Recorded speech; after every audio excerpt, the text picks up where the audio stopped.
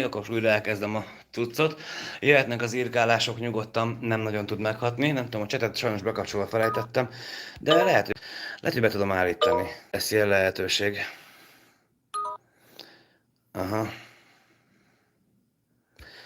Csevegési üzenetek kikapcsolva. Jó, nagyon jó, így akartam. Na szóval, a második nyomta a csengőmet. Rendeltél a 6 éves telefonszámomra, és idejöttek a lakáshoz a rendeléssel 30 000, aztán 20 000 forintért. És ezt egy több emberrel megcsináltátok Magyarországon. Hallod, tizenéves vagy akármilyen elmebeteg istenverte cimborám, te végig gondoltad, hogy mit művelsz? Ember, te gondolkodsz, bazd meg? Akármelyikötök ilyen elmeháborodott diliház töltelék faszkalap, akármennyire vagytok nem normálisok, bazd meg, gondolkodtok ti, hogy mit műveltek? A szomszéd szobában alszik a 8 éves gyerekem, bazd meg, akit egyedül nevelek, este 3-4-9-kor csönget a futár 30 000-es rendelésekkel, mert ti erre veritek a faszotokat, hogy az elérhetőségeimmel visszaéltek. Normálisak vagytok ti, bazd meg? Elmentek otthonról, vagy mi a fasz van veletek? Az oké, bazd meg, hogy odaírtál videóm alá egy ilyen kis elbaszott buzi kreténfejű faszopó, ideírtál bazd meg a videóm alá, hogy milyen igénytelen rendszer lehet a Red Phoenix, hurrá, hurrá. Az odaírtam, hogy hát igen, megnéztem a csatornádat, kis csillagom. Megnéztem, hogy ki vagy, mi vagy. Aztán semmi másról nem szólt a csatornán, csak hogy másokat alázol, gyalázol a videóit, megvágod B-turbónak, meg a többinek. És odaírtam, hogy hát te picivel nemesebb, mint másokat gyalázni. Na onnantól az elmúlt 1 órában a telefonszámommal regisztrálni akartak a Tinderen. Be akartak belépni az e-mail címemmel Discordra, amit nem használok.